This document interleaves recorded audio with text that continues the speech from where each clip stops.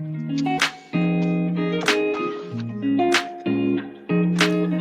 hello. Oh, Jax jumped in my lap the moment I said That's hello. perfect timing. Say hello, everyone. Or to Jax. Hello, Jackson Dart. Oh. Say hello to Eddie. Hey, Eddie. He looks grumpy. Yeah. He kind of has a little bit of RBF. It's fair. Or resting, or RDF, resting dumb face, depending on how you look at it. Oh yeah, I guess it can't be RBF because it's a feline. How's it going? Good. How are you, dude? I'm good. I'm tired, which we were just talking about, but otherwise good. Yes, audience, we were tired. We were both tired. Why are you tired? Work. Yeah. Well, also because, as you know, our fantasy draft yesterday took about Oh my 13 God. hours. So Dude. I had planned on working a little bit during the day, but that ended up being at night because of that. Honestly, dude, I liked it. It was fun, but exhausting. I enjoyed it. I enjoyed it up through round like 15, but it's all good. I think it was successful. Yeah. It was a lot of fun. And it got me even more excited for the start of the season. September 4th. 10 days. Shoot, who is it? Eagles. Cowboys, Eagles. Yeah. Are you excited for the Cowboys to lose on opening night? I'm not excited to watch the Cowboys. I'm excited to watch football, though. And that is the stronger sentiment. So it's a win for me. And to be honest, it seems like the Eagles are having, nothing major, but a couple of suspicious lingering things with their receiver core.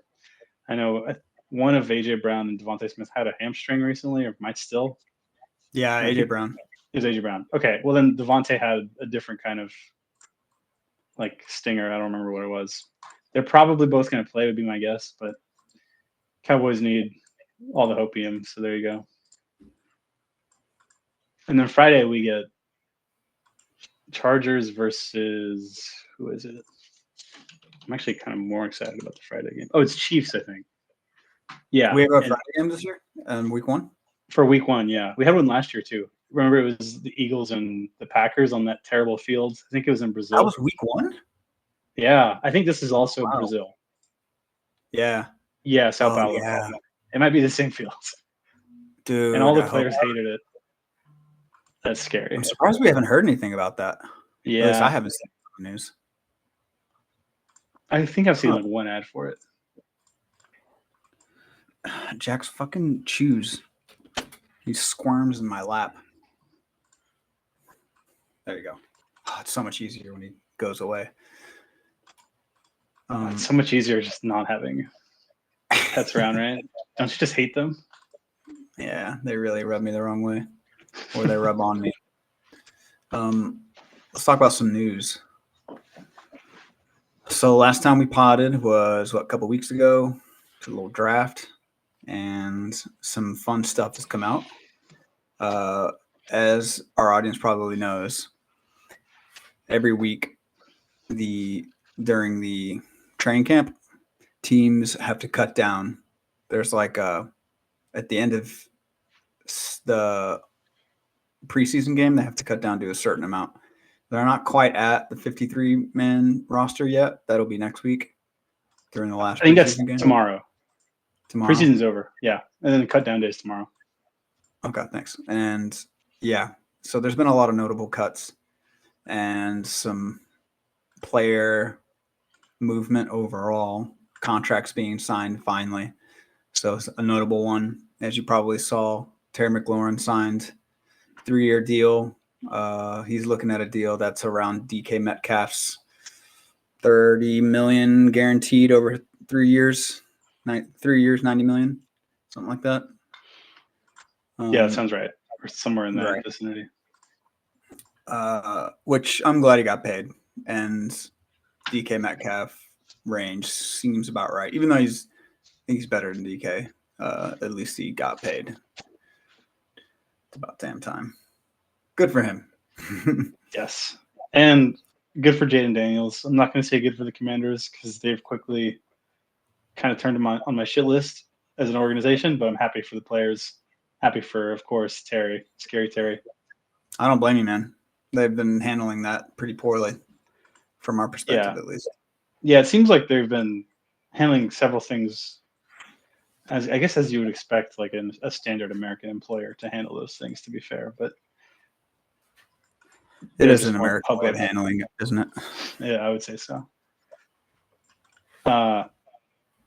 What else is there?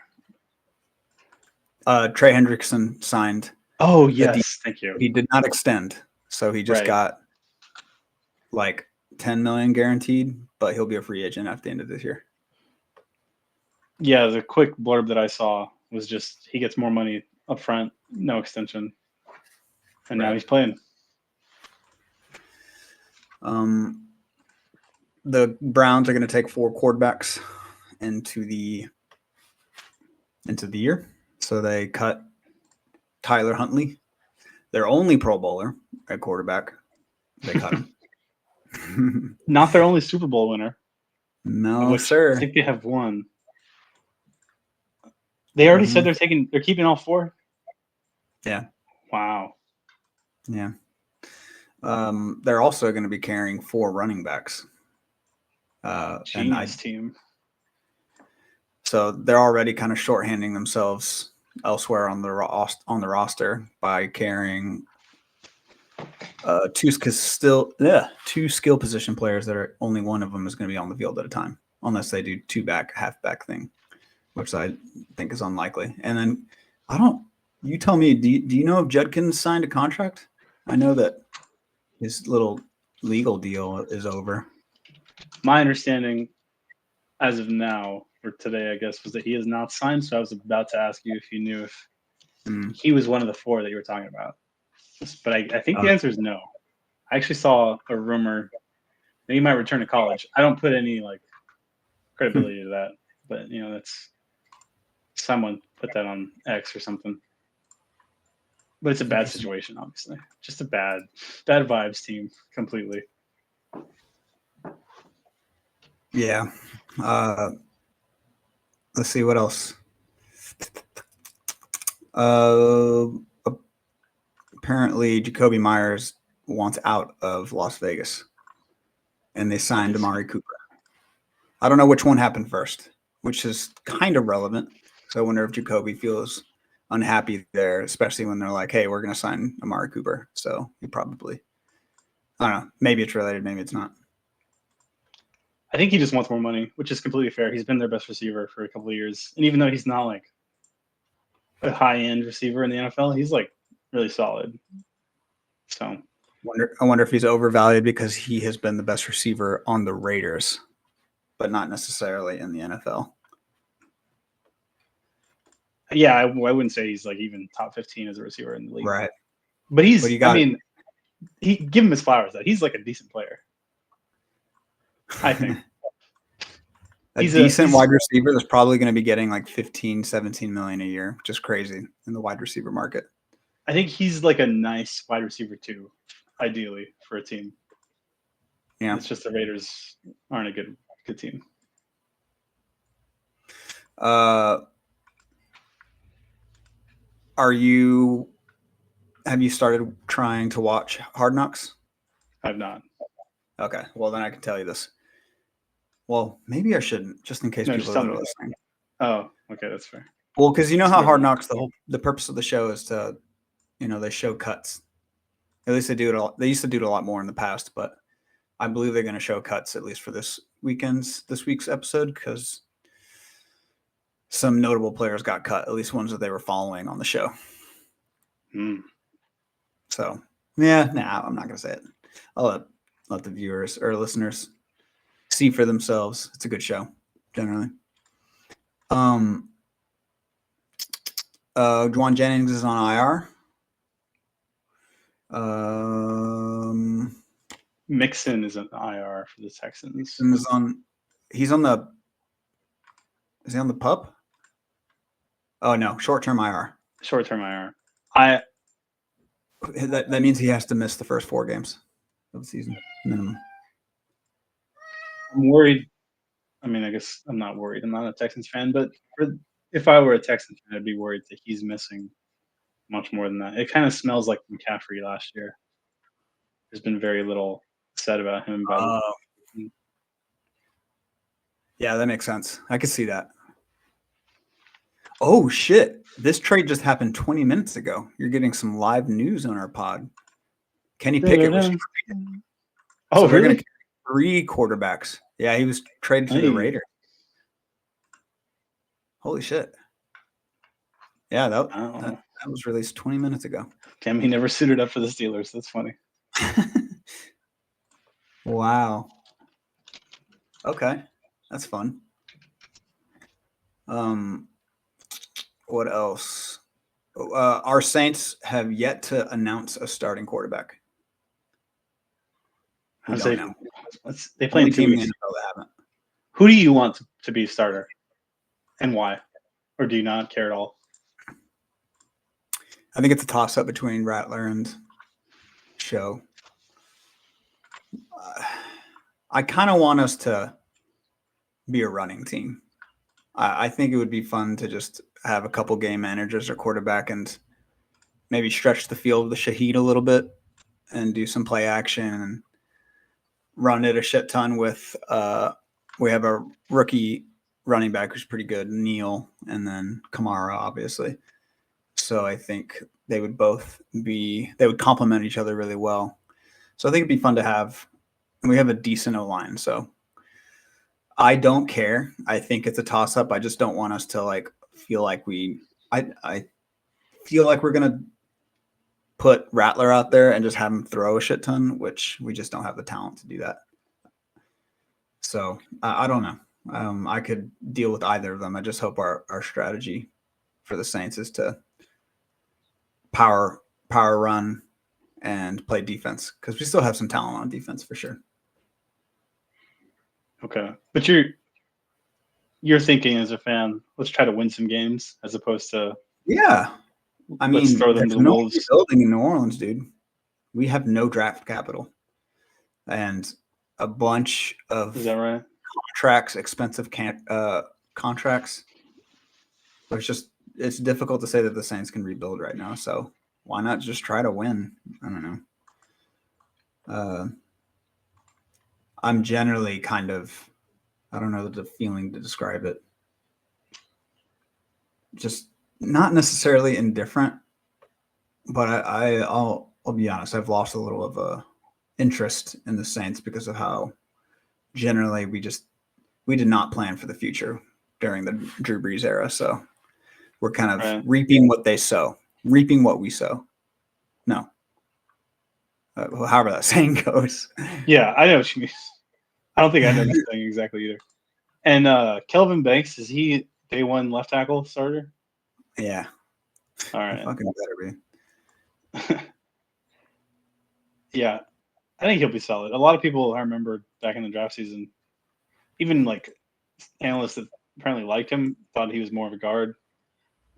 I don't really know. I'm not an expert at all, obviously. I think he'll be a good player though. But yeah, Saints are boring. Cowboys are boring. Let's move on.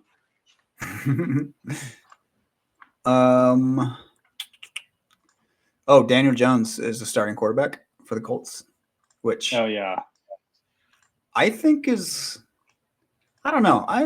We can get into this once we get into that division. But I think the Colts might be sneaky good. Really? Okay. Wow. Yeah. Anyways, that's one thing. Shiloh Sanders, one of the other sons of Deion Sanders, was on the Bucs, but he was released yesterday. Did you happen to see or hear about speculation as to why? Besides him being a bubble player, I didn't see this. Besides that, no. Apparently, he punched someone in the preseason game. Yeah, I did see the play. Okay, I didn't see it.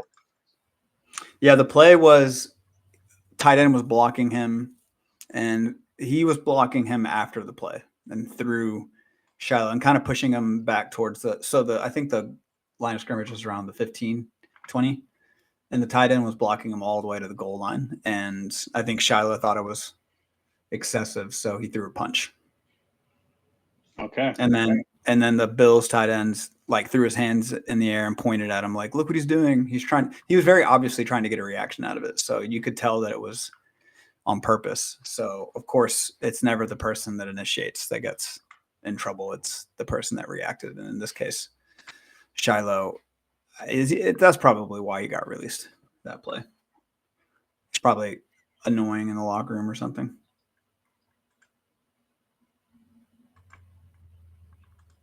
Bummer. That's all it is. That's the appropriate word. Let's see what else. Oh, Brian Robinson was traded to the 49ers. Yes. And Kyle Shanahan publicly said they have loved Brian Robinson since once he was a rookie in the rookie draft and the draft that he came in to the league as. And they were stoked to get him. So they got him for a 6th-round pick. So by the looks of it, he's immediately going to be a very important player for that team because, as you know, the 49ers always have a stable of running backs. Now, a lot of them are injured right now, but a guy like Brian Robinson fitting into the zone scheme that Kyle Shanahan has implemented is going to be really interesting, fun to watch. Yeah, I completely missed the mark on the whole B-Rob Washington rumor. It happened. It all happened really fast. It felt like a nightmare because it happened in the span of like 24 hours. As you know, I've been a B-Rob stan, even though he's limited, right? You know, he is what he is, but he's good at what he does. He gets downhill on you. And yeah, I thought like, how could they possibly want to get rid of this running back who's been like your most productive rusher the last 3 years? He's still on a rookie contract. And you have like mostly unproven depth. The only proven guy besides him was Eckler, who's like 32 or something. He's so old. Yeah. So either they like love this new rookie, JCM, Corey Krosky-Murray. I'm sure if you follow fantasy, you've heard this name. Or like some other stuff was going on, and a lot of people speculate it was like maybe Robinson wanted like some, not guarantees, but maybe like some suggestion that he was going to have either a big role that would lead him to get paid in Washington or maybe elsewhere in this contract year. Who really knows? But it'll be fascinating to watch the Washington backfield because I don't really think like this guy who was almost undrafted, even if he is that good, this is a dude who's almost undrafted. He played like 4 or 5 years in college at pretty small schools. I don't think he's going to be like a bell cow in the NFL right away. Like maybe he'll develop into that, but definitely going to be very watchable. I mean, I have to think they're going to just do like a committee, especially to start out. Yeah. Jaden's going to rush like he did last year. Why do you think it started in the first place? Because they believe in the rookies or because Robinson's not good in their eyes? I think it's my best guess is that it's like a little bit of all of the above. I saw some stuff on Reddit from like obviously strangers probably don't know anything, but there's a lot of speculation, including from like, you know, media analysts, that the Commanders didn't even like Robinson much going back to last year when he was their starter, which is kind of fair. Like he's not great. He's just not. He's like a guy who will tote the rock. He has some power. He's got a little bit of speed, but he's not going to make you miss that much. He's going to power through you at best, and he's not super agile. Like he's not that quick. At the same time, like there has been a lot of, you know, hype around their rookie. So even though I'm like kind of trying to temper that, right, because he's a 7th rounder, it's true that all the smoke from camp is like that he's doing great and exceeding all expectations. So I'm sure that's true, right? I'm sure he's been showing that he can be like at least as effective as Robinson was in that role. Right. But I think it goes beyond him too. I think they probably like their depth overall. Like Chris Rodriguez is another running back who like most people don't know about him, and that's fine. He's just a dude. But I think they're fine with that. I think they're kind of saying like we don't need a stud right now, or at least they can't afford it, which is probably true objectively. Well, what we know about the Commanders is that they have a decent amount of talent in their running back room. We also know that Brian Robinson was in a contract year. So maybe, I think we briefly discussed it in the previous pod, maybe they like their running back room so much that they were willing to just let Brian Robinson go. And of course, there were rumors about him wanting a good contract, but that can't be confirmed. But we at least know for sure that he was in a contract year. So with that, you can safely assume that they would rather just roll with the running back room that they had. They're comfortable with it, obviously, because they traded him. Right. Kind of makes sense. Business-wise, they just didn't want to mess with his contract, and they were like, you know what, we got what we need. We'll move on. Yeah, that's what happened. And you're right. Robinson is like super important now, just because of the fact that he's backing up McCaffrey. So, yeah, I guess it worked out for everybody, right? Oh, I would assume Robinson's not happy, but there's worse spots he could have gone. But yeah. Your boy Isaiah Bond, his assault charges were dropped, so he is immediately signed by. I'll mess with you, but yeah, his sexual assault charges were dropped, so he's already kind of a villain in the NFL, rightfully so. And of course, where do all villains go? The One Browns. Place to go to hell. That's right. That's where he signed, and rumor has it he's immediately going to have a role on that offense. Oh, really? Yeah. Yikes, dude. Of course, right? Of course. I don't want to talk about this too much. I don't think he's worth it. But I'll just say, even aside from all the, extracurricular bullshit stuff, I didn't think he was that good for Texas last year. Like, even before Golden went on that tear at the end, I thought he was kind of overrated. But it should be interesting, I guess. Sorry, I'm gonna zag a little bit. I'm gonna go a little unrelated here, but back to Kenny Pickett getting traded to the Raiders. That makes a lot of sense now, because I forgot to mention that Aiden O'Connell fractured his wrist, so he's going to be out a while. So they needed to run him. They needed a quarterback to back up Gino. Yeah. Okay. Lest we forget, we got Pete Carroll down there in Las Vegas, so up there in Las Vegas, so that'll be fun. Okay, is that it for news? I'm ready to jump into these things. There's a bunch of small stuff, but most of it's not worth it. Right. We got most of the big stuff, I think, since we last potted. Well, Parsons has not signed yet.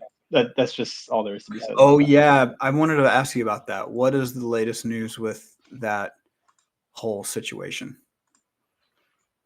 Everything that I've seen, including today, has been there is no update. And this is one of those things where it does genuinely seem like there's a possibility of. Schefter used the word divorce. I think that's a little bit strong, just because, contractual stuff. But Jerry Jones has like the most Donald Trump vibes, aside from the man himself, that it seems like basically anything is on the table. Like if Jerry deployed like a personal militia to Micah Parsons' house to get him to show up and play, would you really be that surprised? And then, how I feel about Micah Parsons. I'm not the biggest fan, obviously, compared to Jerry. He's like, Jesus Christ. But I just think it's two boneheads that don't see eye to eye, and that usually doesn't go well. So I don't want to speculate on what's going to happen. Yeah, that's fair. But I don't think it's going to end well, even if he does end up playing week 1. I don't expect a great season from him.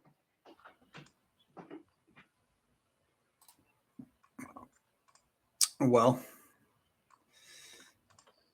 who knows what happens? I don't know. All right. Well, we'll take a quick break and then come back and we'll talk some predictions for each of the divisions. Okay. So we're going to talk about each division and who we think. Well, let's rank each division with each team, who's in first, who's in fourth, and then choose our playoff picture per conference. We'll start with which one do you want to start with? I'll just pick a random one. Let's start with the AFC East, one of my least favorite. That's probably why I picked it. AFC East. Go with the bad stuff out of the way. Actually, I have 2 playoff teams here, so maybe I shouldn't have said that. 2? Because I'm silly. You are silly. Yes. All right. Well, since you're so silly, I'll let you go first. Silly Willy. Yeah. I find these teams highly unwatchable, right? With the exception of 2, like half of the teams, I guess. Bills and the Patriots this year. I kind of want to watch some New England. Obviously, you got Drake May at QB. Obviously, they're the second team I'm picking. I'm not touching the Dolphins. I think the Dolphins are going to suck. The Jets, likewise, I got burned by them 2 years ago when Rodgers signed there. I got so excited because their defense was stacked, and now the defense is just a bunch of question marks. So don't really have too much to say about those 2 teams other than good luck. But with the Patriots, not only did May look kind of incredible last year and it like flew under the radar because of how great Jaden Daniels was, which is fair. Like, Jaden was the best. But May was awesome. And I think in most years, May wins Rookie of the Year for sure with what he did last year behind a pretty terrible O-line. I can't say that I know much about the O-line now other than they drafted one, I think it was like 4th or 5th overall at LSU. They got a tackle. That's not going to fix all the problems, but that's a help, right? But just as importantly, I think, is like the fact that they got some skill guys now, like some actual dudes at the skill position.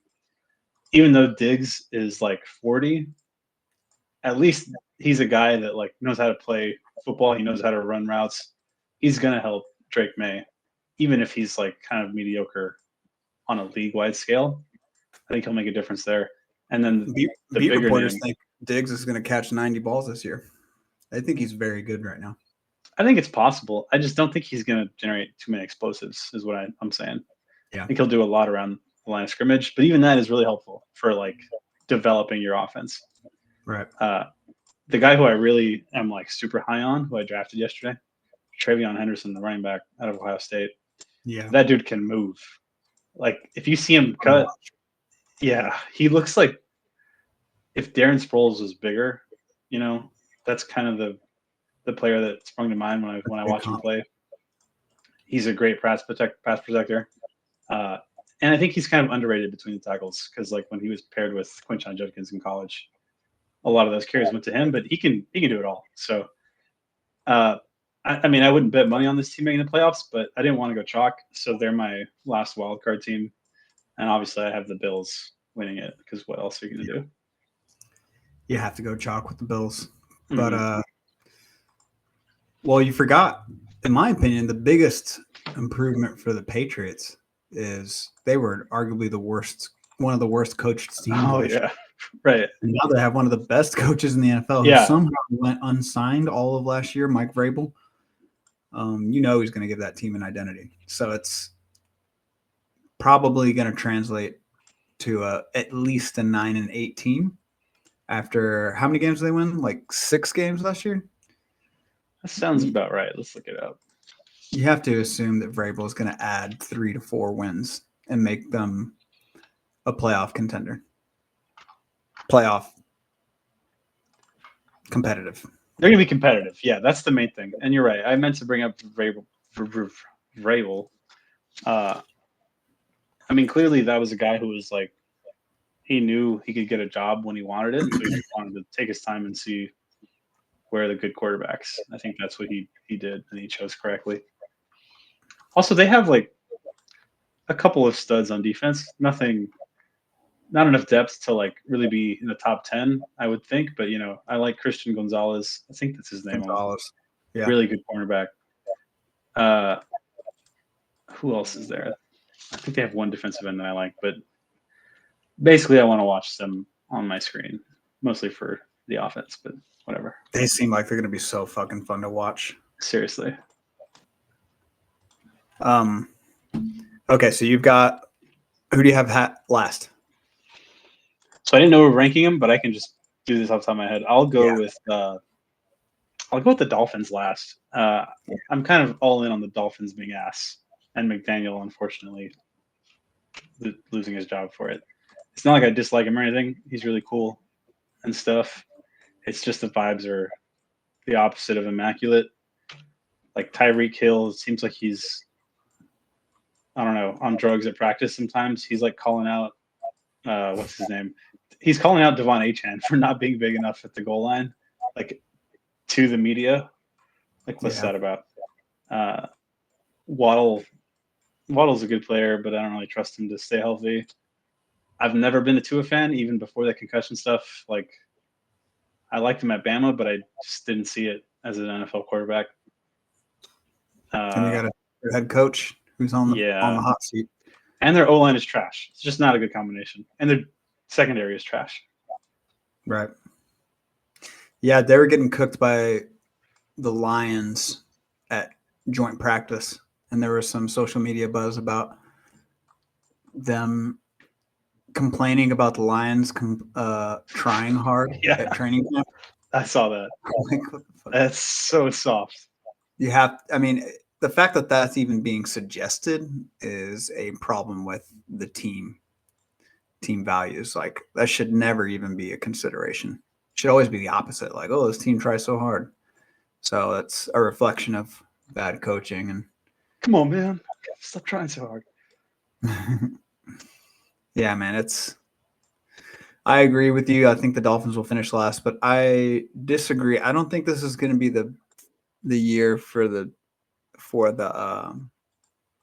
Patriots to make it. I think one more year, maybe this year they kind of find their footing. They have a lot of rookies. The team is so young, and I feel like Vrabel has coached some very big physical, experienced people. So I'm going to be playing devil's advocate and say that he is going to have a rebuilding / chemistry year. And then I think the Jets will take the second spot. Oh, okay. I know. I'm rooting for Justin Fields. He hasn't looked good in preseason, so I'm not really sure why I'm doing this, but he's such a dynamic athlete. I hope I'm rooting for the guy. I really hope that offense finds a way to make the most of what they have. And what they are talented. And they arguably have a more talented defense than the Bills do. Like, it's a team that has a lot of good components. So it's hard for me to look at that on paper and be like, how is this not the second best team in this division? So I'm going to go ahead and go with them. Now, playoffs is a different question, but I think for me, it's obviously the Bills 1, Jets 2, Patriots 3, Dolphins 4. Reasonable. I like giving the defense their flowers because you're right. They got a bunch of really good names there. I still love Quentin Williams, and his brother's pretty good too. And I think Sauce is going to have a bounce back year. If you want to consider last year like a bad year for his standards, I think he'll remind everyone why he was so good or so hyped before that. Lest we forget, last year we talked about how the Jets were they were in games with just their defense. Remember the game against the Broncos? It was a very low scoring. It was like tied 6-6, and just the Broncos somehow pulled out a W with three with a field goal at the end. Yeah, if I remember correctly. Yeah, well, they just had a lot of games like that, and their defense is at least giving them the opportunity to be in it at the end of the game. So I could see that happening a lot again, even without Robert Saleh, who's in San Francisco, by the way. Back to his stomping grounds, original stomping grounds. Last note for me on the Jets. If I recall correctly, their defense was playing pretty well before they fired Saleh, and then he left, Yep. and then Oh, they yeah. went to shit. Yep. That's right. And now they got, yeah, and it makes complete sense. Like, whoa. as the feeder just went off for the cats. I don't know if you saw it. I saw that one. Yeah.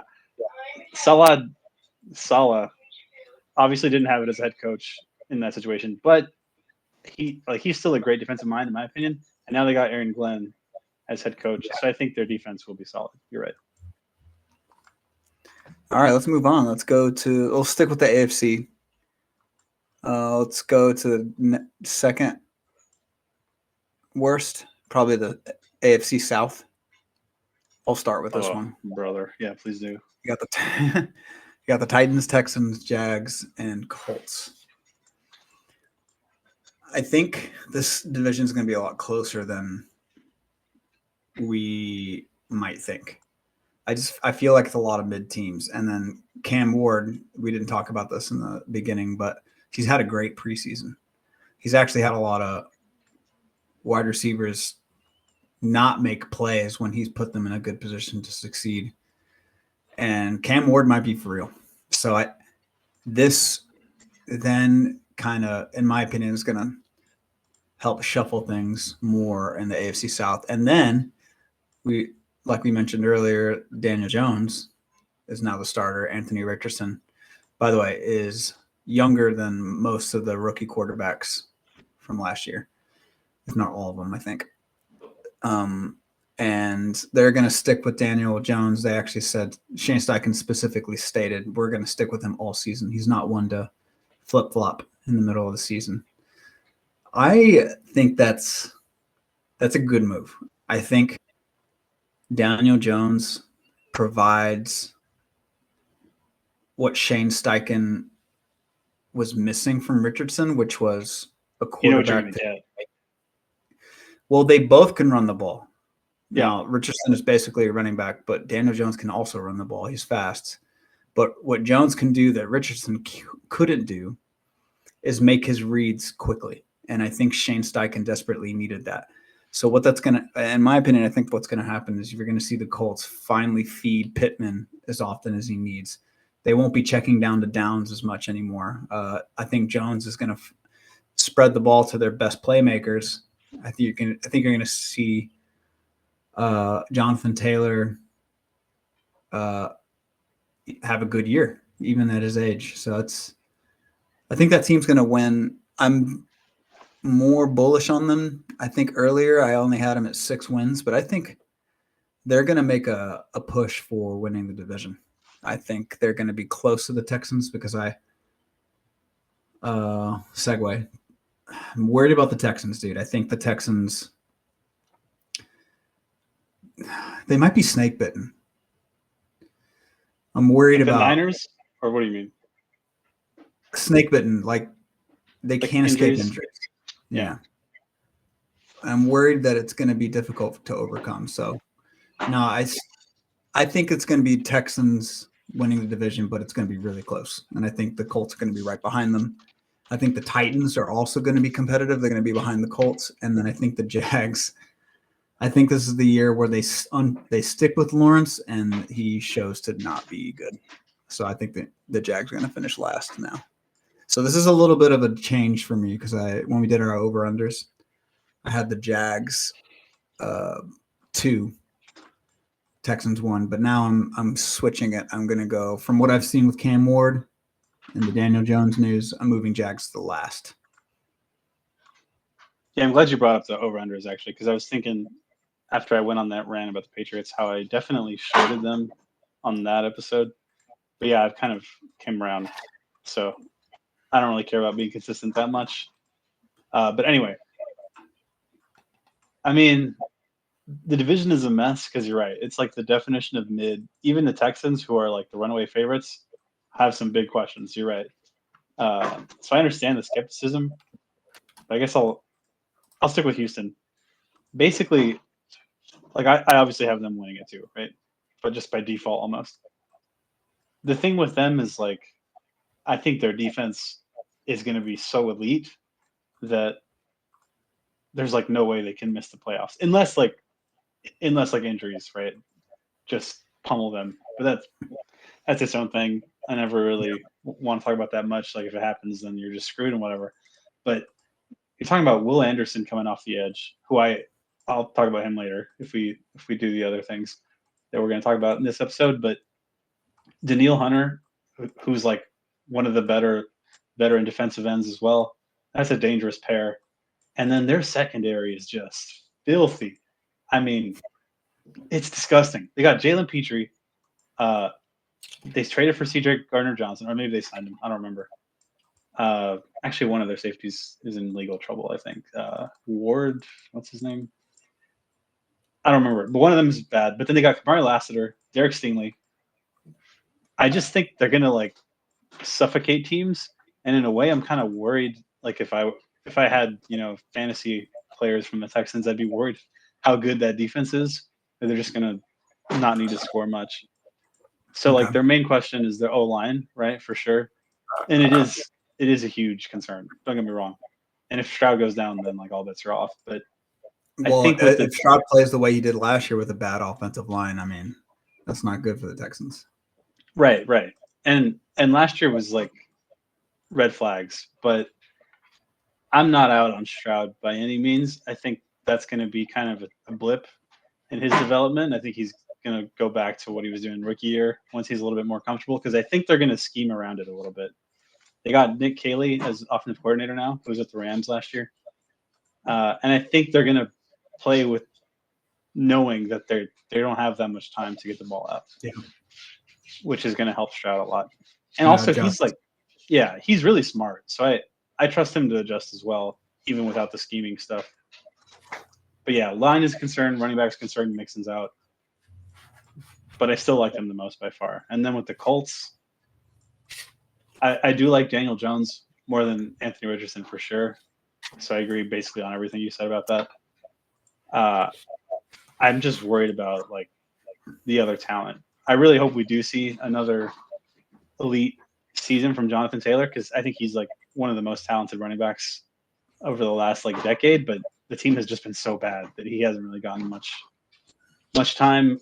And also he's been like he's got the injury bug too.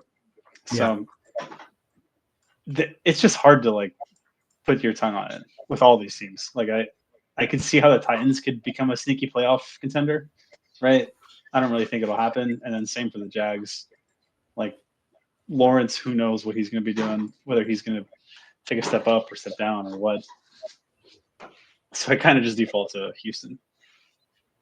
So you got Houston first. Who do you have second? I think I go Jacksonville just because I like their skill talent the most, which is probably like a stupid reason, but I love BTJ and Travis Hunter. And also I like Liam Cohen, the new head coach for the Jags. Third, I didn't probably go. Liam Cohen would be good. Yeah. Third, I'd probably go Indianapolis or the Colts, and then Titans last. All chalk, dude. Vegas has Texans, Jags, Colts, Titans in that order.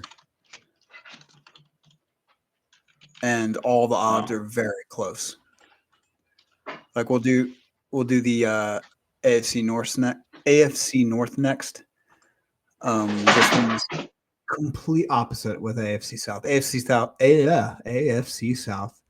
Number one odds, number one winner is the Texans, and they're separated only by just a few hundred points from dead last, which is the Titans. And then you have the Ravens, who we both probably could have guessed and probably have as number one team in the AFC North. They're the surefire favorites, but at minus 200 right now.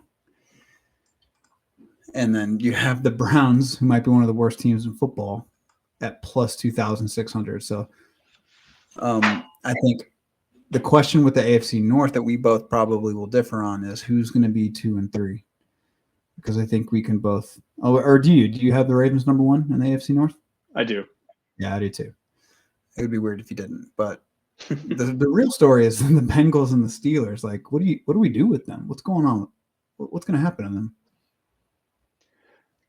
Yeah, I kind of saw this division similarly to the South in a way. Like, it makes sense that we're going to them because you're right. There's like, it's just hard to tell which way these teams are going to go. Like, you could end so poorly, or they could surprise us, right? Like with the Steelers, right. If Rodgers is like, I don't know, 60% of what he used to be, that might be a stretch, but like that's great if they can run the ball and if they can play defense. With the Bengals, we already know what the deal is. Like, their defense is absolutely a joke.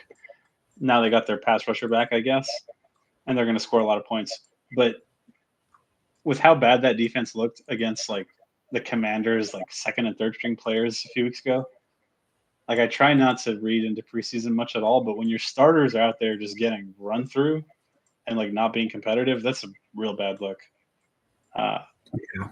So I almost left the Bengals out of my playoff picture, but I kind of backed into them, and so they're still there for me as a wild card. So I have them second. I have the Steelers third, but not in the playoffs, and then Browns fourth. Yeah, all chalk again. But that one's much easier to go chalk, and I'm with you, pretty much exactly. I'm also skeptical of the Steelers, and I mean, I think I touched on it before, but I think this might be finally the year where they're going to think like, okay, is Tomlin actually the right fit? I think my bold prediction is that Tomlin does not finish this year as the head coach of the Steelers. That's a fun one, and it makes complete sense. And I hope it does happen. I mean, you could even say the same thing for Zach Taylor. Like, he should be on the hot seat. But he absolutely should.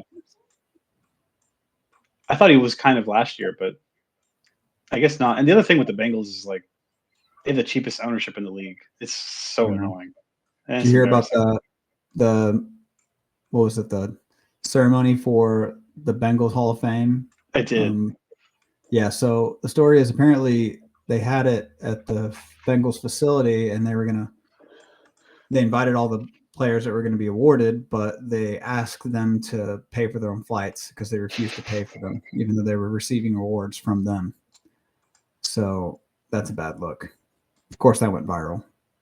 Yeah, as it should. It's just ridiculous. Yeah. Anyways, yeah, cheapest ownership in the league and worst defense in the league, as evidenced by last season and the preseason. I mean, they were getting just demolished by the Redskins. I mean, it was. Yep. I mean, they were non-competitive. Yeah. Anyways, this one was a pretty easy division to talk through. Ravens should have a pretty easy cakewalk there. Let's move on though. Let's go to the last division in the AFC, the West. This one can also be really fun. We actually could get. It's possible to get 4 playoff teams from this thing. It's going to be the most competitive. It's also going to be the most difficult to predict, in my opinion. You know, I'll let you start with this one, but it may not be as simple as Chiefs 1, right? So who do you have at 1, or what are your thoughts? I'm a simple guy. I have the Chiefs 1 by landslide. And I think I'm actually kind of zagging with the consensus when it comes to Kansas City this year, because like basically any NFL fan, like even casuals, know the story with the Chiefs these last couple of years, where like, you know, they play like shit, they look like shit, they always look like they're going to lose, and then they win at the very end by like 1 or 2 points. And the reason is like their defense has been great and their offense has been mediocre, to say the least. And it's not, you know, the 2018, 2019, you know, like cheetah filled Chiefs offense. It's just not. But yeah, I feel like people just assume that like that's going to continue, and I don't really think that'll be the case this year at all. Like, they've been really loud about their intentions to open up their offense again, and they've shown it in the preseason a little bit. And their rookie left tackle that they got in the first round, I think, is a steal. I think it's Josh is his first name, Simmons. He's from Ohio State. He's good. I think he's going to be like their next left tackle for the next decade. Oh wow. And Okay. so I think their O-line will be better. Not perfect, but it'll be better.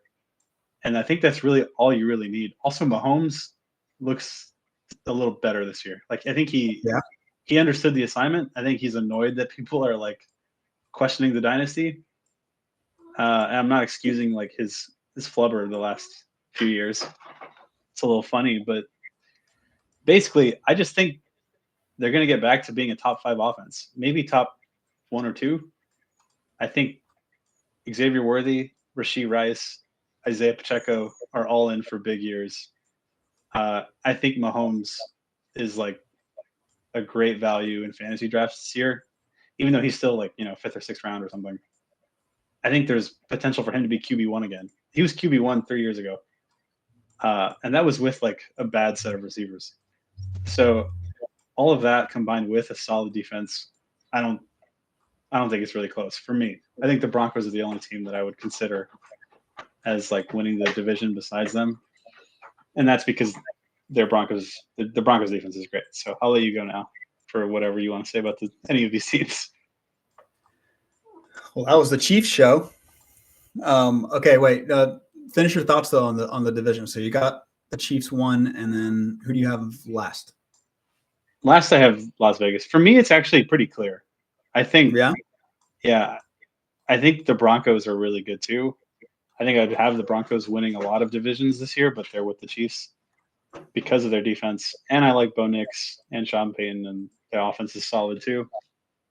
The Chargers I'm a little worried about. I don't have the Chargers in the playoffs, partly because of injuries, and the vibes seem a little off. And then the Raiders are getting a lot of love as like a sleeper pick, including from you, it sounds like. And I'm not really in on that personally. Really? Why not? Mostly because I just think it's like a bunch of hired guns. Like I like Geno, but I don't love Geno. He's due for a few boneheaded mistakes that cost you some games. And I don't think they can afford to lose games like that if they want to be competitive. I don't really see much beyond like Max Crosby and Ashton Genty as reasons to get excited. But tell me why I'm wrong. I just value head coaching so much. Like I think Pete Carroll, I don't care how old he is, but he's going to change that organization. Like they haven't had a good coach like this since Gruden, maybe. I mean, he's not even on the same tier, but he was terrible there. But exactly. Yeah, I guess. Yeah, my point is they've finally got a great coach, so I think that's going to have some ripple effects for the entire team. It's going to ignite all the talent that they actually have, because they do have a lot of good offensive skill players. They do have they have Ginty. Like that's such a nice, like, it's a pick that gives the team a lot of confidence, right? Ginty is already ready to go, as we have seen in the preseason. He looks great. So I think this team is going to be like all those other Seahawks teams. They're going to have Carroll's going to give that defense an identity of not being afraid of all these great quarterbacks, and he's already got Crosby to play with. And then Geno Smith is a competent quarterback since Derek Carr. And I would say that Geno's a better quarterback than him. So, yeah. I think he's better than Derek Carr. Yeah. And so there's a lot of positive things for the Raiders. And I think it's a tough division, but it makes sense to have them last, but I don't think they're going to be bad. That's fair. I don't want to shit on them. I don't think they're going to be straight up bad. I just think in this division they got no shot. And part of the reason is I kind of disagree with the consensus, like you said about Carroll. I just think, I think he's the oldest coach in the league. Yeah, I don't want to say the word wash because I don't want to disrespect what he's done. But I don't think 2025 is going to be friendly for him. But we'll see. I'd be happy to be wrong. We'll see. Well, okay, so I'm assuming you have Denver Second third. in the playoffs. Oh, you have second. No, I That's right. have them second. Yeah. Yeah, and then Chargers third. Yeah, the Denver and the Chargers are going to be a toss-up for sure. I think a lot of people have the Chargers ahead of them. I don't know. I actually don't have. I don't know. I think they're going to have. I can see this division being 11 wins Chiefs, 10 wins Denver, 10 wins LA, 8 wins Las Vegas. Kind of, that's what it kind of seems like. I think it's unlikely we get 4 playoff teams, but they're gonna. Yeah, this division is going to be super competitive. So I think it's going to be Chiefs, and then I think the Chargers and the Broncos are going to tie, and then I think it's going to be Raiders last, but they're not going to be too far away. They're going to constantly every single one of those games is going to be very competitive in division, and that's going to be fun to watch. That's fair. Most excited about this division to watch. Oh yes. Easy Yeah, maybe in the whole league, other than like the NFC North, maybe. With the Chargers, I'll just quickly say, since I didn't really touch on them at all, they seem like the exact same team as last year, which is a good team, but I don't really think they got better. And I'm also worried that teams are just going to double McConkey now that they know he's the dude, obviously.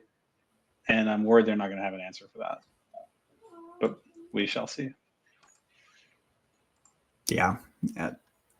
We'll see. Coaching is good there as well. That's coaching, true. Great coaching all over this division. Yeah.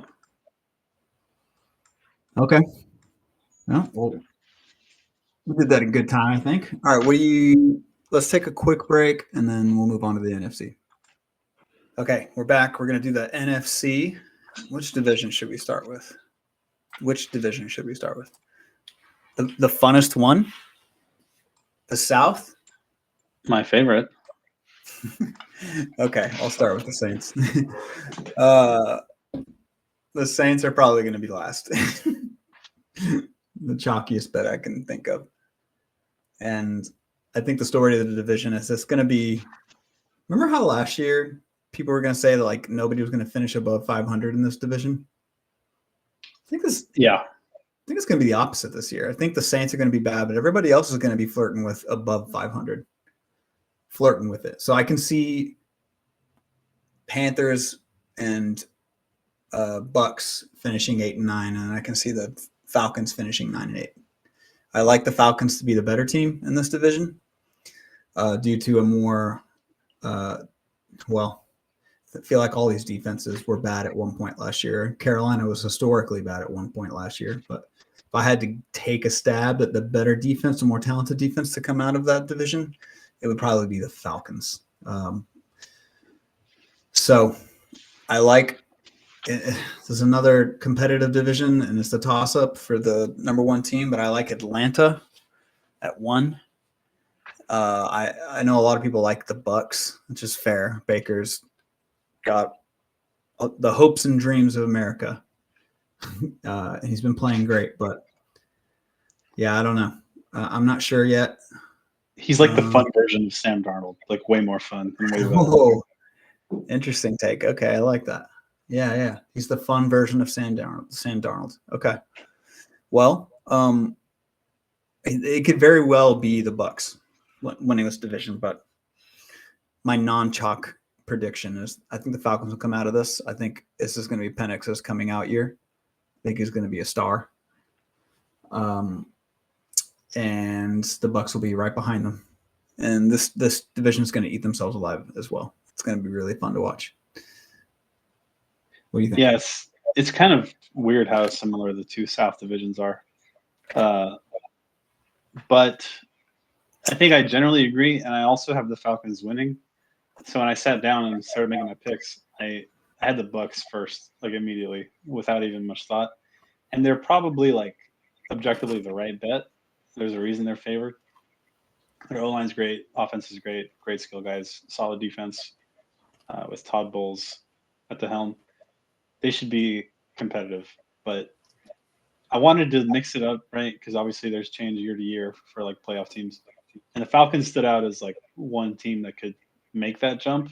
And I think people were saying this last year too, but this year feels more realistic because now Yeah. Kirk has sat his ass down where he belongs. You got Penix up there, like you said. And this is a really solid, really strong Penix. Really girthy. And I agree, the dude is gonna show up. I think I don't want to like say he's gonna be a star, although it could happen. But I think he'll be like minimum top 10 quarterback for a while in the NFL. At minimum. I think he's got the tools physically and mentally. Watching him carve up UT was like brutal, but damn, he was good. I watched the highlights of that game actually the other day of the Sugar Bowl. How'd you put yourself through that? Because I wanted to watch Penix. Seriously, I forgot how amazing he was. So yeah, and then I also think this offense is also going to take another level. Like they were good last year, but now that Drake London and Bijan have kind of gotten a taste of that success, I think they're both in for like massive years as well. And their defense, it like wasn't bad, and they got 2 really high upside pass rushers in the draft, and they have a good safety. What's his name? Bates. Jesse Bates. Yep, that's who I was thinking of. He was basically shutting down half that field. Yeah, he's really good. So a lot of solid pieces, and they're just fun. So I'm going with the Falcons and then the Bucs, obviously too. 3 and 4 is. I mean, you got to go Carolina and then New Orleans, unfortunately. It's all right. It's the reality we live in. It's going to be the bad years for the Saints for a minute. And I hate to see Kamara's career end this way, but I just don't see them being good. I hope they prove me wrong, though. Real quick, do you think Bryce Young is going to be, or is going to end up being closer to like the first half of last year or the second half for who he actually ends up being? Based off of the way he's been talking in the preseason and training camp, I feel like it's night and day, this player. Like, I feel like last year, there was something about his air of confidence just being like, this dude doesn't believe. Like, now, he's very clearly confident. So, based on that, and then him finishing the year last year, I think he's going to be much better. He's going to start off faster. He may not be the best quarterback in that division, but he's going to be competitive all year, I think. And I'm rooting for the guy too. Like, he's a small, short king. I think hard not to root for. Yeah, I think he'll be competitive. That's the right word. I like that. All right, what division should we go with next? Should we go with the East? Sure, let's do it. You want me to speak? Yeah, I'm guessing. You got to go with your boys. Yeah, the Cowboys were another one where I was like trying to justify them as a wild card team again, just to mix it up, not just to be a homer. And I think there are real reasons to expect them to be better, namely the Pickens acquisition, obviously, and hopefully Dak stays healthy and it's an odd year Dak, so that's fun. And then that's kind of where it ends for me. I just didn't see it enough. I think the defense is going to be complete trash, and maybe the offense will be fun to watch. That's the best that I can say. How many wins does Parsons give you? Like, I know what you're asking. Yeah.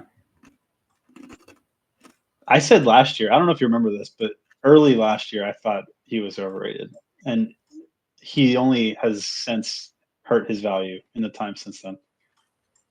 And it's not that he's not like elite in terms of ability. He is elite and he'll show it. But it's not down to down. And like, I don't mean that literally. Like, obviously, if you ask, I think, any NFL player, especially like on the lines, especially defensive end, there's no way they're playing literally 100% every snap. That's not really what I mean. But I think the best players have a way of like impacting the game even without like playing themselves out of the game by halftime. You know what I mean? Yeah. Like they're smart enough to know when to go 100%, when to go 80%, when to go 50%. And I don't think Parsons has that. I think he's just like not that smart. Yeah, I guess I'm a hater, but I don't feel bad because I'm Really? technically a fan. I still side with him over Jerry Jones, of course. I'm not that crazy, but no, I don't really care what happens with Parsons at this point, or even the Cowboys. Like other than fantasy, it's depressing. Kind of like what you were saying with the Saints. Only I'm even more jaded. But beyond the Cowboys, I have Philly going 1, Washington 2. And I thought about putting Washington as the winner too, but they're like surprisingly not that good of a roster because the Commanders are. They're also the oldest roster in the NFL. Yeah. It could actually go south. I think there's some like. Oh, so you changed tune a little bit with the comments. Well, I still have them in the playoffs. I mean, mostly because of Jaden Daniels. I'm not going to leave him out. Yeah, but they have no depth. And yeah, like you said, they're the oldest. I'm worried about the Terry thing, even though he's signed today. Finally, it's usually not. It doesn't bode well. I think. You think the team is pissed about it? I think maybe a little bit. I think actually Jaden called him out publicly for like being. Oh, really? Selfish, I think, is the word that he used, or like. Oh, it was something like that. Interesting. Yeah, I know. I mean, I don't think that's a huge deal. That specifically, I think they're boys, but also I'm off of Debo. I think he's washed, and he looks good in preseason. He looked very explosive. Yeah, he had that one huge run against the Bengals. Oh yeah. Gotta underrest the Bengals. I don't know. I think they'll be good, of course, but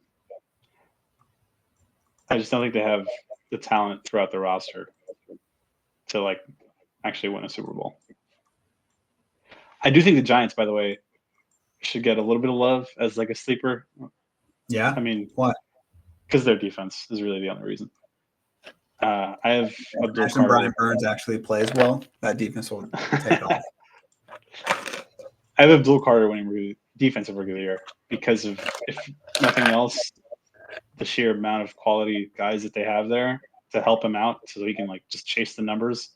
Yeah. Between Dexter Lawrence, Brian Burns, Kayvon Thibodeau. It's a pretty good group. So yeah. I think it's low key a really competitive division, actually.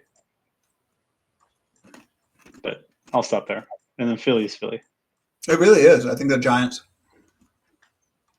are gonna surprise people. I had them at 5.5 wins. I think it's gonna be more like 7.5. Yeah, I can see that. They've got a lot of talent. Again, and defensively, like you mentioned, they're underrated somehow. And I honestly, no, that's fair. They are appropriately rated considering they were underachieving last year. They had a lot of good stuff on paper, but they just weren't playing that well. I think I remember talking about them last year, like being disappointed with them not being able to put it together, and they were just still a bad team, but they shouldn't have been. And also, I think I kind of touched on Dable kind of being on the hot seat, but maybe this is the year that Dable shows he is an actual good coach, and maybe they did find a good franchise quarterback with the Dart. Maybe. So there's a lot of like optimism. Yeah, if you squint, for right? And they got neighbors. Like they have a stud. Yeah. Okay, maybe you already said that. I don't know. No, yeah, I'm cheering for Dayball. Yeah. All right. So you've got I think we both probably have the Eagles number 1, but I don't think they're as far ahead at number 1 in the division as we originally thought.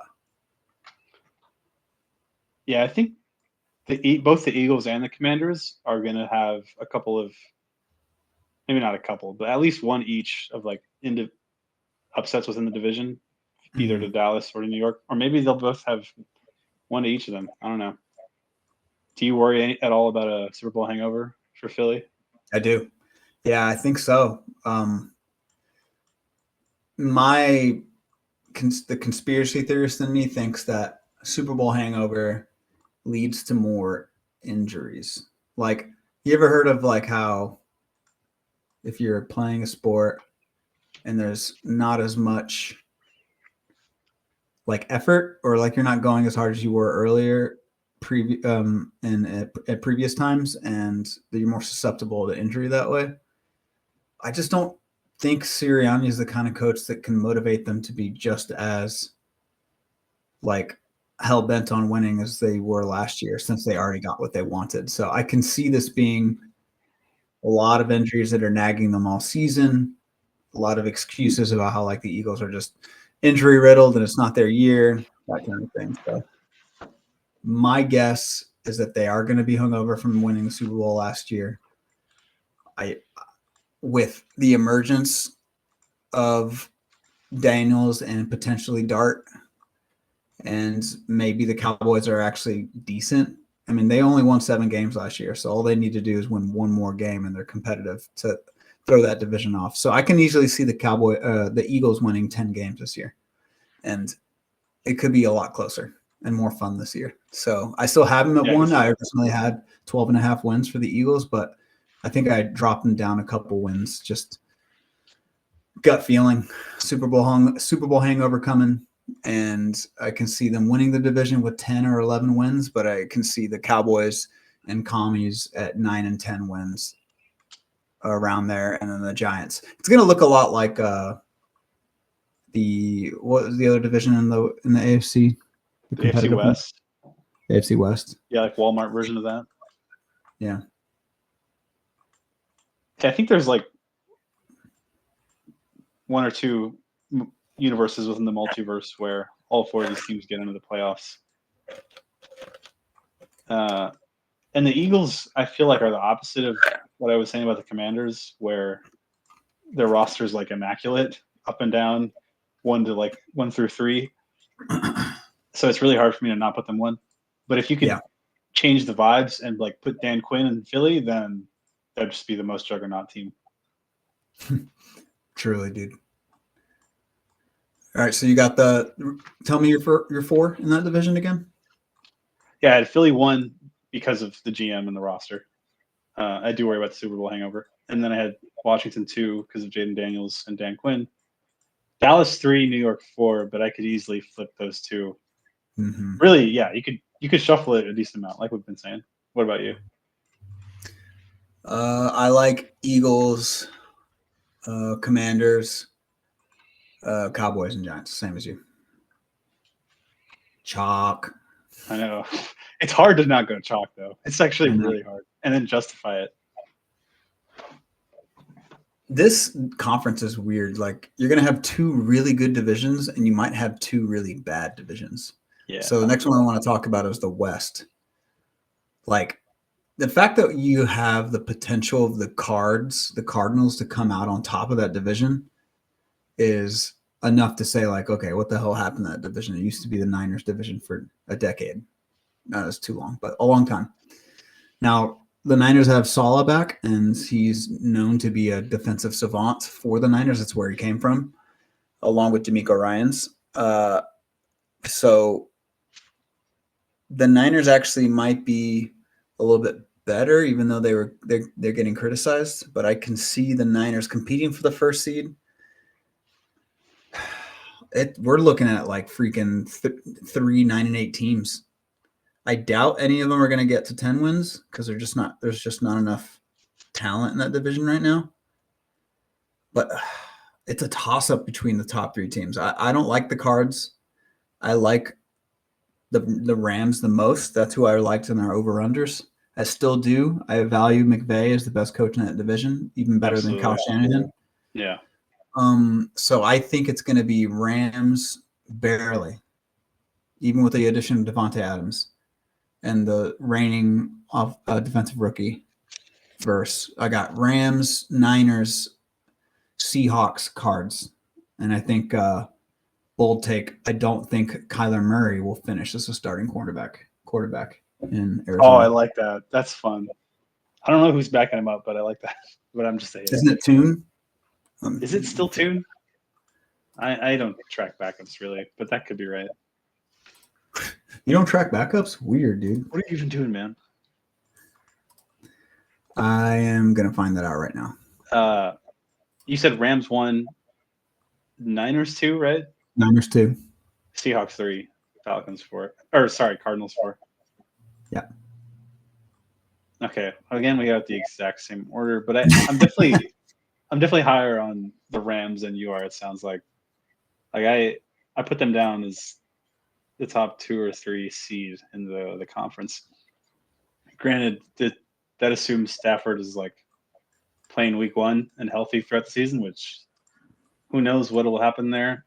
But Right. yeah, it's ultimately McVay that gives me like some level of comfort with that, and also the fact that I still think Puka is like a top 5 receiver, and I think too many people just like call him like a system guy, or like say it's because of McVay that he's so good. I mean, some of that is obviously true. Like, I think situation impacts any player, right? But no, I think Puka's got that dog. I like Devontae Adams, and then I think their defense is a little slept on. Like you mentioned, Jared Verse, who's legit. Everyone knows him, but they got some other guys too. Like Braden Fisk is solid. Young is another defensive end that I like. I think his first name is Byron. I'm not sure. Their secondary is really the main concern for me. But if they can get to the quarterback, then I think they'll be all right. And then I got the Niners, and then I love Salah back there. Yeah. I think Shanny's going to adapt after last year, which is really rough. I think they're going to chill on the like CMC feast, which is the right thing to do. They're going to what? Chill on it? Maybe that was a terrible thing that they're going to not give him as much of a workload. They're still going to give him plenty of touches, of course. Well, now with Brian Robinson, right? Yeah, I think that's why they traded for him. Just like go take all the hard hits and let our boy catch all the passes, do the fun stuff. I like that. Yeah. I don't think people will talk about that enough. That makes a lot of sense. Yeah, you need him for the playoffs, obviously. Talking about McCaffrey. And I like Purdy. Like, I don't love him, but, I think he deserves to get paid. He's a good quarterback. I would just worry about the receivers, I guess. They're all hurt, it seems like. But I think they'll be competitive. I have the Niners actually as my final wildcard team. Seahawks, I'm out on. I think Darnold's going to come back to earth. Although their defense, I think, is also a little slept on. I hope Darnold comes crashing down, because then we can see a very exciting quarterback play football, Jalen Milroe. He was drafted by the Seahawks. That would be fun. It should be fun to see him run around. That dude's an incredible athlete. Yeah, I'm not buying too much Milroe stock. I know he's like awesome as an athlete. Like to me, he's like Justin Fields, except even worse as a passer. But I would love to be wrong because he's electric. At least he's not Joe Milton. Oh my god, dude! You shouldn't have brought that up. I think it was Lewis who said the Browns were going to cut Shador and then Jerry was going to sign him. That's accurate. I've also heard that Anthony Richardson will be in Dallas next year. That's also accurate. Wow. That's such a Cowboys move. Yeah. To do something crazy like that. Yeah. The Cardinals, I'm also out on. I think Kyler's just not that good. He's not that dude. And not much else to be excited about. By the way, Marvin Harrison Jr., I thought looked kind of mid last year, which I was really surprised by. Right? Like, what does he do that separates him? Man, I'm trying to remember exactly what the narrative was, but I think something about like the offense wasn't playing towards his style of play, making it difficult for him to succeed. I can't remember whether it was because Harrison was he was forced to do a lot of one-on-one and separate, which is not something he does. I believe that he needs an offense that kind of schemes crisp route running and not trying to win one-on-one battles, and he wasn't getting that, so he wasn't succeeding a lot. He wasn't getting a lot of he was not winning contested balls because that's not his strength. So if I'm not mistaken, that was what was happening last year. So that's why we saw him as mid, and maybe this year there's going to be a change into how they can bring out the strengths in him. But that's being, Yeah. Who knows? They still have the same coach, right? They still have Gannon. So I don't know if they're going to do anything different. Yeah, especially with Trey McBride feasting the way he did. Like, right. They're probably more than okay with him getting most of the targets. Who else do they have? I mean, Trey, Marvin Harrison. I mean, Dortch or fucking Wilson. They have a guy named Michael Wilson, he's probably a Jag. I think this is like his third or fourth year. Yeah, he is Jag. I mean, just audience. If Harrison could be elite, then I think that would be enough. Like him and McBride, that's a great one too. But I don't really buy it, unfortunately, especially with Kyler and, like you said, Jonathan Gannon still there. So you still got the Cards last, as do I, and we have the same exact lineup for the same order. I think we'll have a different NFC North. Okay. Yeah, why don't you lead us off with our final division? All right. This division might be my favorite to watch this year, and it's also really hard to predict. I'm going to take the Packers to win it, which is consistent with our over-under episode. I think the Packers offense is going to be even better than it was last year, and it was already really good. I think LaFleur is going to win Coach of the Year. I think Matthew Golden is going to be Offensive Rookie of the Year. So, hear me out. Jaden Reed, Dontavian Wicks. Who's the other one? Oh, another rookie, Savion Williams. Yeah, all their receivers are hurt, basically, in training camp. Yeah. They've been hurt for like a few weeks. And Golden's been getting all the first-team reps. And I think he was already getting first-team reps before the injuries happened. But anyway, he's looking fabulous, according to all reports. Like Josh Jacobs, Jordan Love have all said great things about him. And I think, like, for fantasy reasons, like, a lot of people are like, oh, Green Bay loves to spread the wealth. There's just not going to be enough targets. And that's understandable. But I think LaFleur understands what he has. So I don't think that's going to be the case this year. I think Golden's going to go at least 900 yards, I think. And potential to go like 11 or 1,200, like a BTJ or like a McConkey. And I also just think he's that good.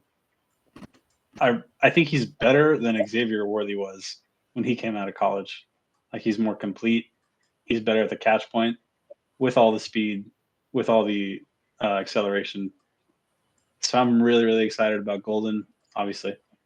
And then their defense is solid. Like, with Rashawn Gary, I like Edrin Cooper, their linebacker, a lot. He's an Aggie, unfortunately, but he's really good. So give me the Packers. I think the Lions will take a step down, losing all that they did from the offensive line, but I still have them in the playoffs. Okay, so you moved from the Lions to the Packers as the number 1 seed. Is that the biggest change? From last year, yeah.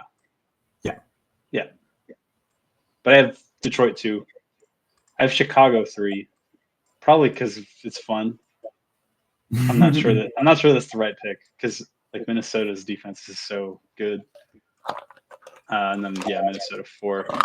But that's mostly because I don't believe in JJ McCarthy, even though I believe in Kevin O'Connell. So it's really hard. It's hard to like balance all these factors. Yeah, JJ is such an unknown. He's been getting criticized, honestly, unnecessarily. That's fair. He's got a lot of haters, including Axel. Yeah. I would say, yeah, you're right. You're right. Our lineups are different. First, I'll start with. Would you have any more thoughts before I do this? No, go for it. I'm talking too much. Nah, man. Well, I like still the Lions. Call me a traditionalist, but I have a hard time betting against Dan Campbell. He's awesome. Somehow the best in the league at getting the most out of their guys. And regardless of how much they've lost, they're going to reload, and they're going to be just as good as last year. They had 15 wins last year.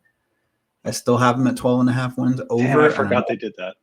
And I'm still going to do that. I'm going to keep them there. I'm not betting against Campbell. The next is the biggest question for me, and it mainly revolves around Love. So last year was technically like his fourth year, but his sophomore year because he didn't play his first 2 years. So he doesn't actually have that much experience. And he was underwhelming last year, right? So yeah, he was for sure. He's got the sophomore slump out of the way. If he can play up to his potential, I think the Packers can win 11 games and finish second. But he was okay last year. He needs to be great, and I think he can do it. Like, it would be a failure of a season if Love is not spectacular, in my opinion. So I think he's got the weapons. He now has a number one receiver, theoretically. Yeah, I like them at 2, but we just got to see how Love plays. And then 3, I like the Vikings, but I actually think they're going to not.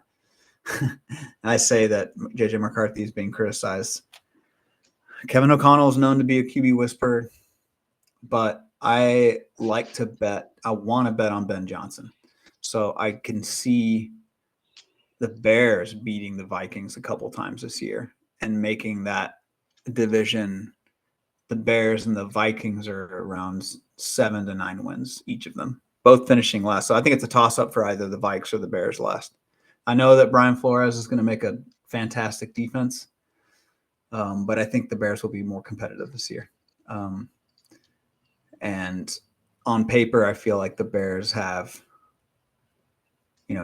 just as good of a defense as the Vikings do. They might have a better coach in Minnesota, but who knows? Maybe this year Ben Johnson has a coaching crew that can elevate their team like Campbell does. So I'm going to go with a non-chalky bet and feel like I'm going to go with the Bears at 8-9 wins, more likely 9 wins, and then the Vikings at 8 wins and last in that division. But it's going to be, cannibalizing again in this division. Yeah. I want to watch, in theory at least, I want to watch every divisional matchup in this division. There's so many storylines, so many great players, and great coaches. Yeah, talking about the Bears, I've become a little bit more excited as the preseason has gone on. Especially with their offense, I'm still a little bit worried about Caleb, but yeah, like it's hard to imagine that Ben Johnson's going to have all these toys and like DJ Moore, Rome Odunze, Luther Burden, Colston Loveland, DeAndre Swift, et cetera, and then they're just going to fall flat on their face. Like, that just seems impossible. It's like if they lose games, I think it'll be because either it's like a turnover thing, maybe Ben Johnson happens to be like a bad manager of the game. That's always possible because he hasn't done that. But I think they'll be fun to watch, right? Kind of like what was the team? Oh, the Patriots is like the analogy that I would use for the AFC.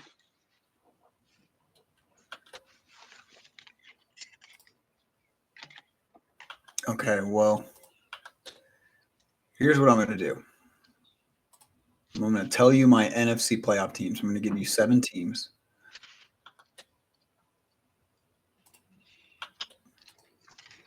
One, two, three, 4, 5, 6.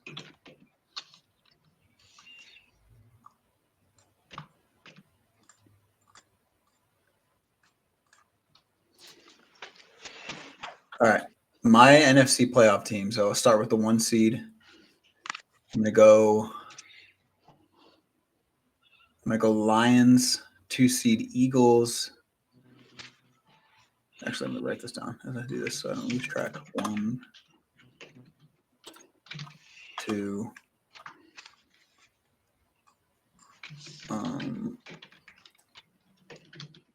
3 seed Rams. 4 seed Falcons. 5 seed Commanders. 6 seed 49ers. And 6 seed Packers. 7 seed 49ers. Okay, we got the same set of teams, just different orders. Of course we do. We did not collaborate beforehand. But hey, man, what can you say? The talent is where it is. All right, you want me to go? Yeah. Go ahead. All right. It's a formality, I guess, at this point. Yeah, but the order is much different, so that at least that's interesting. I have the Packers at 1, Eagles 2. Whoa! Yeah, I told you I have LaFleur for Coach of the Year. Eagles 2, Falcons 3, Rams 4. That's kind of a hedge on the Stafford stuff. Lions 5, Commanders 6, Niners 7. Wow, that's crazy. All right. That's non-chalk. That's fun. Yeah, but the teams are pretty chalky. Other than like the Falcons are the only ones that maybe is not so chalky, but we both put them there. But even the Niners, like we were both down on them, remember, in our over-under episode? Like really down, and now we're both putting them in the playoffs. And Vegas loves them, like loves the Niners. I think they're like top 5 or 6 odds for the Super Bowl. So that probably influenced my decision. Yeah, that's understandable. All right, you want to go with the AFC playoff? Yeah, playoff picture. I have Chiefs getting the top seed, and then after that, I'm putting Bills 2 a little bit just because of the division that they're in. I have Ravens 3, Texans 4, Broncos 5, Bengals 6. I feel really bad about that. And then Patriots 7. I feel really weak. Okay, the AFC, just overall, I had a really tough time picking the wild cards because I didn't want to just throw the Steelers and the Chargers in there, especially not the Steelers, but even the Chargers felt like I couldn't trust them. So I feel stronger about the NFC. So you go.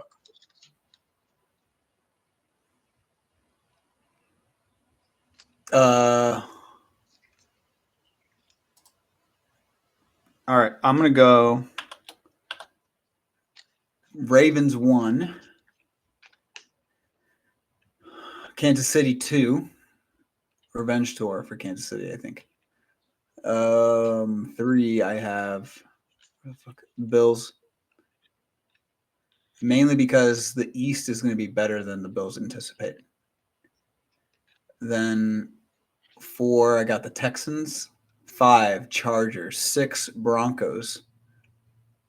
7, the Jets. Nice.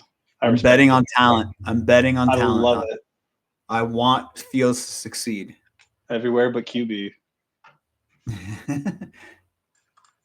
Fun stuff. No, I like Justin Fields. I was really high on him as a prospect, but I've seen too much. I'm sorry. I'm out. Yeah, I understand. That's why it'll be more satisfying when everybody's proven wrong by the end of the year. I would love to be wrong. I like Justin Fields a lot. All right. Good shit. Well, let's talk about some. You alluded to some superlatives, end of the year awards. So you have LaFleur as Coach of the Year.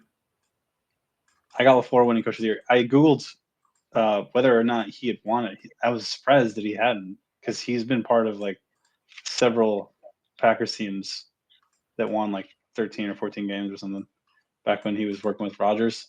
Right. So yeah, I had him Coach of the Year in line with my first overall seed for Green Bay pick.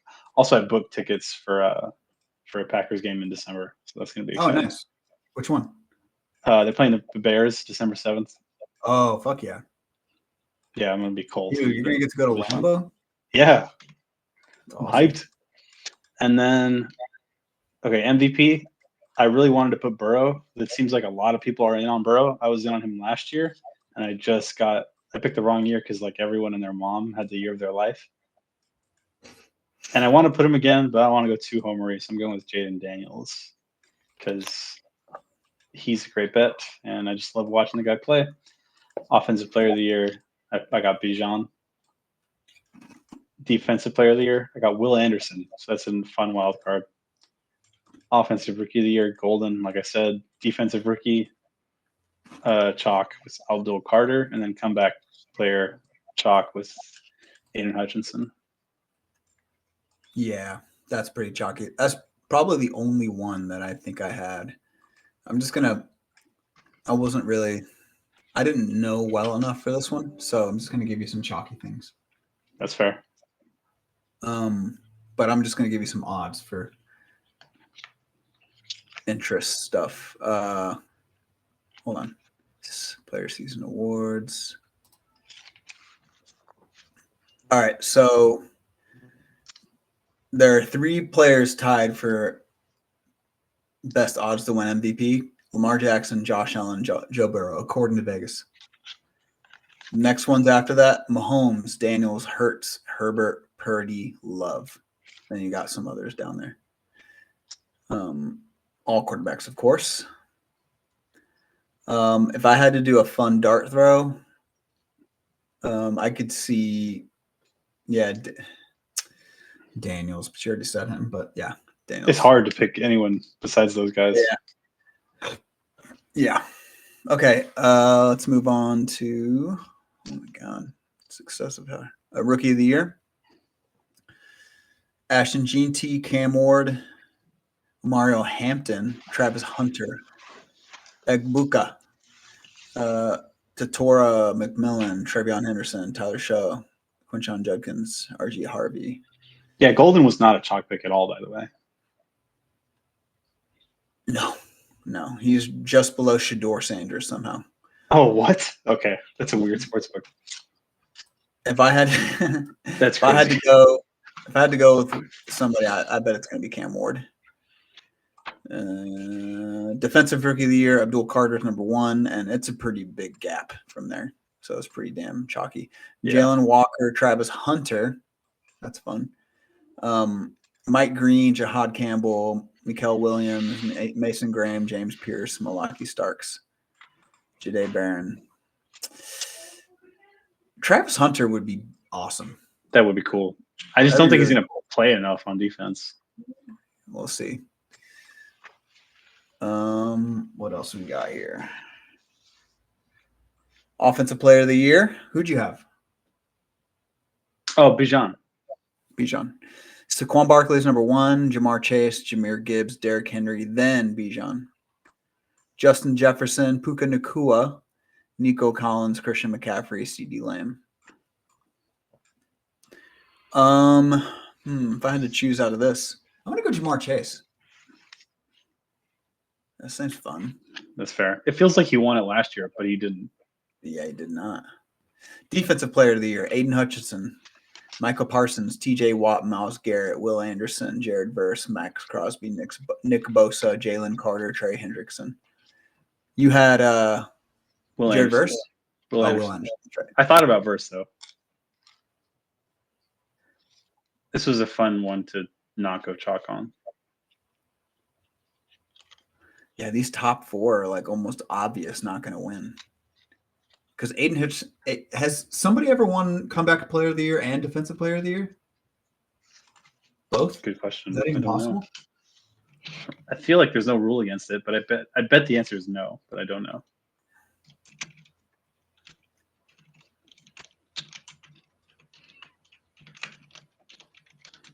If I had to go with any of these players, just because he's coming off an amazing rookie campaign, Jared Verse for Defensive Player of the Year would be really fun. Yeah.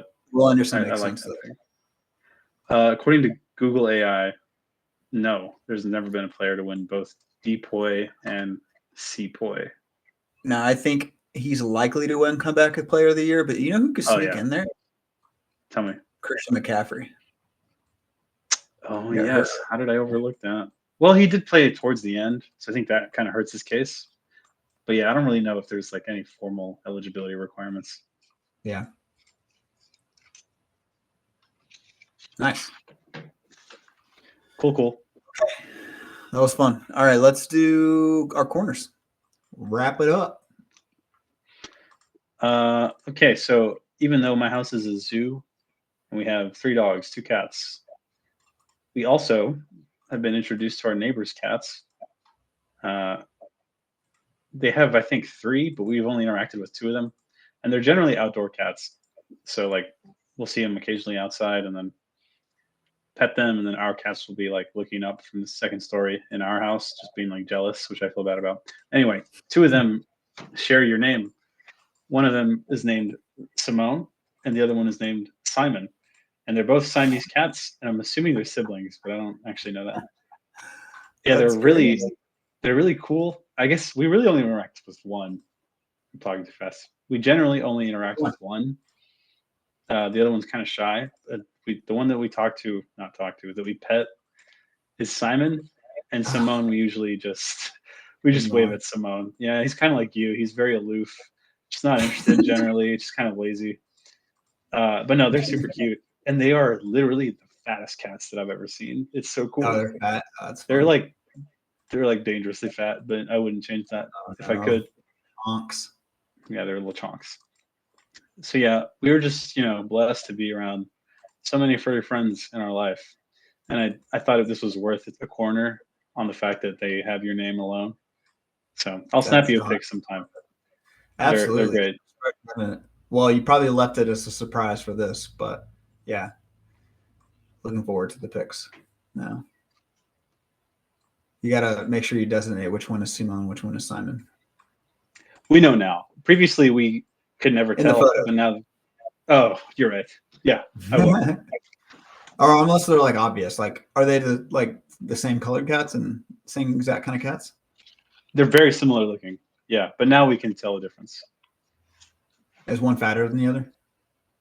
I think so, but that's harder to tell. I think Simon's fatter. Simone's working on his shape, maybe. Nice. Good job, Simone. That feels weird to say.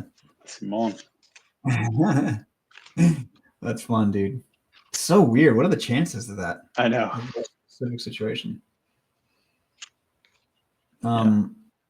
Cool. Well, I've been meaning to ask you, have you played in any other chess tournaments? Not since I told you about that last one. Okay. You got to keep us up to date on your chess endeavors. On my grind.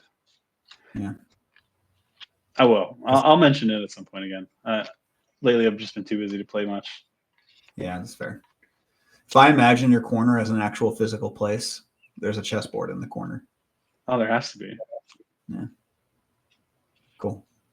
My corner. Well, I don't have really something specific, but I think in last season's previous pods, I kind of talked about some dating stories, I guess. Mm-hmm. And there's been a lot of trial and tribulations there.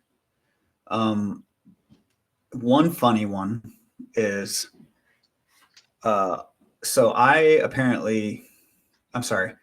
we started, my friends and I, applying for Love is Blind in Austin.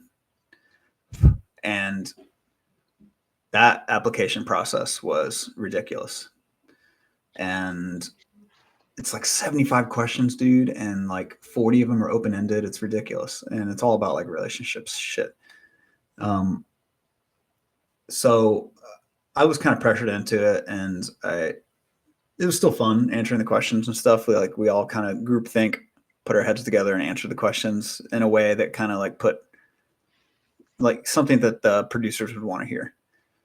It was fun. Whatever, got that out of the way. Literally the following evening. Wait, sorry. Can I interject to clarify? Of course. Yeah. Was so everyone in your group was applying, or were they all focused on your application? Focused on my application. Fair question. Okay. Yeah. Groupthink as in like kind of needed it because that it would be tough to do that alone. Well, turns out there was someone that did it alone that was both physically and like both literally, and I was once very close with them. A girl that I used to date texted me the following day and said, "Hey, so I'm applying to Love is Blind in Austin, and I'm texting you because I was going to see if you could write me a recommendation letter to be on the show." And I was like, what? That's awesome that you would think of me, but also this is crazy. Why you thought of me? And then And then I text back and I say, dude, I applied. And she was like, oh shit. So You told her? yeah, I told her, and then we got on the phone, we talked it through, and eventually we're just like, yeah, we're not gonna, or she doesn't want to apply anymore.